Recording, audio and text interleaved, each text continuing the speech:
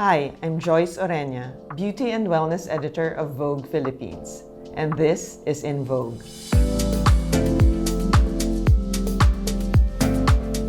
Welcome to Vogue Philippines' Wanderlust Issue, where we tap into the pulse of places both foreign and familiar to explore the theme of travel. For our July-August issue, we survey art and activism, acting and adventuring, to discover what it means to roam free and grow through our personal seasons. This month, we have 3 covers. The first cover brings us to the sunny fields of California, photographed by Charles Liu. Then we have the skies of Shanghai, photographed by Alison Sun. And lastly, the winters of Hokkaido, featuring Jo Ann Bitagcol, shot by Nguyen.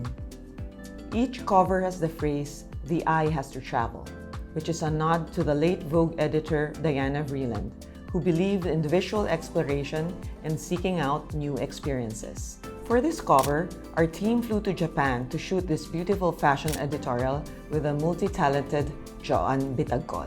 This year, we joined Jo Ann in celebrating her 29th year of working in fashion.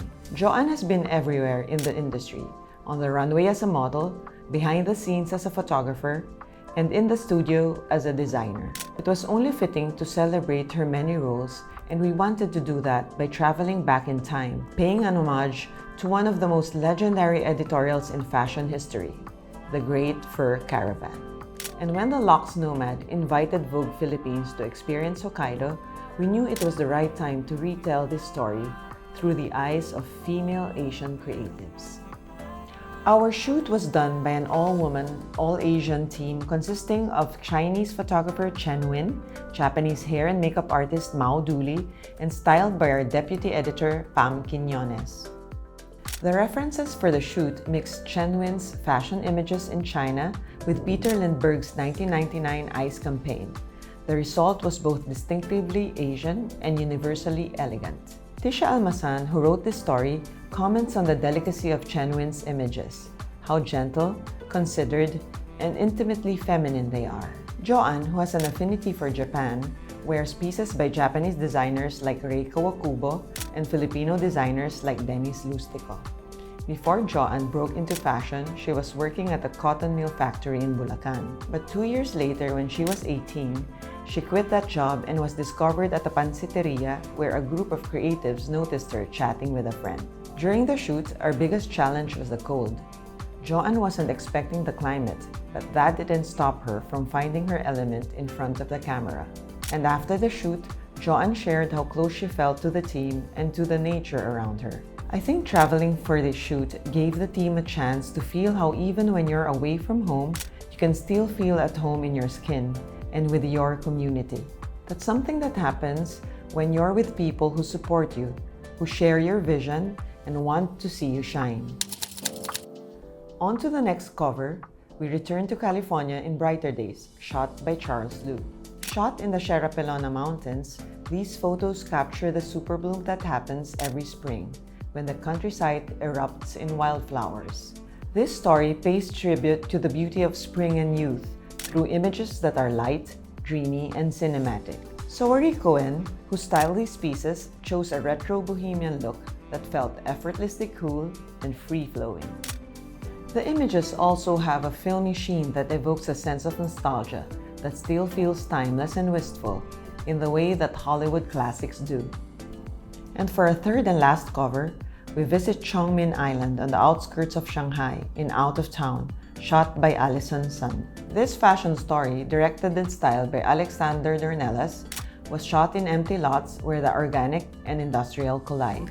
So it was a perfect location to shoot a story on established and rising Chinese designers like Xu Shutong, Susan Fang, and Jacques Sui, who made an impact at this year's Shanghai Fashion Week.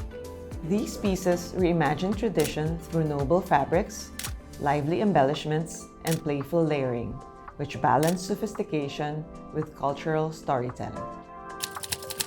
In the beauty section, our stories take us from outer space to the performing arts stage. Here we spotlight rights activist and astrophysicist Amanda Nguyen, the first Vietnamese and Southeast Asian woman to go to space.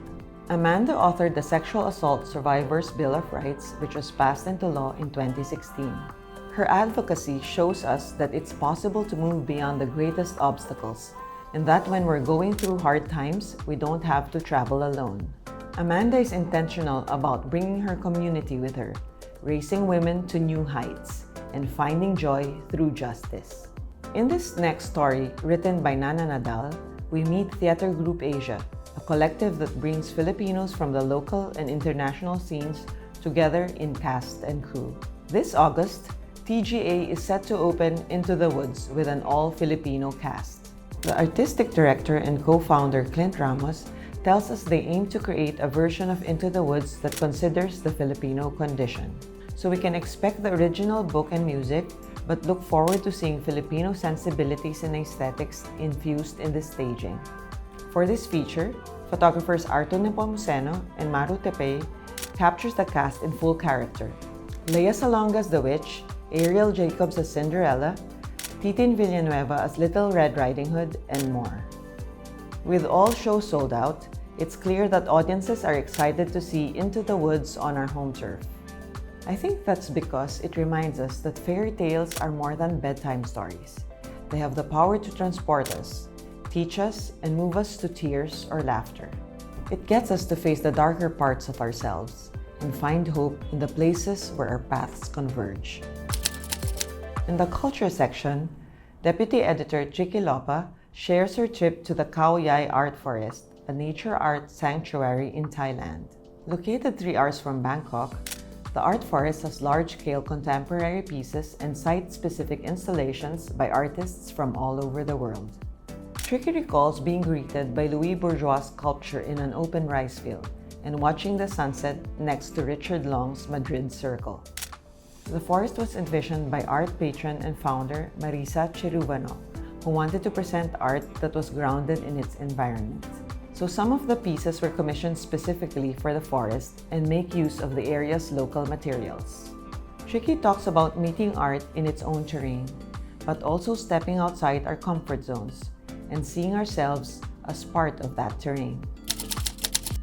For Vogue Man, we feature Javi Cang, a Filipino traveler and mountaineer who shares his off-the-grid adventures through photography. We were drawn to Javi's landscape photos because they're rooted in his outdoor-centric lifestyle. Even though he works a corporate job, he cycles on the way to work and rock climbs after hours. In this story, written by Gabriel Yap, Javi shares that his photographic perception allows him to see how big the world is and how big our role is in protecting it. To him, travel is an opportunity to engage and connect with a deeper part of ourselves, one that shares the spirit of our surroundings and feel truly present, peaceful, and free. Closing our issue, we have a quote from Jo Ann Bitagcol, who says, "As long as you know who you are, your core values, then you can adapt anywhere you go." Jo Ann reminds us that when we stay true to ourselves, then we can find our footing wherever we go, even if, especially when, it's to the most unexpected places. Read all these stories and more in our July-August issue, available at shop.vogue.ph and all major bookstores nationwide.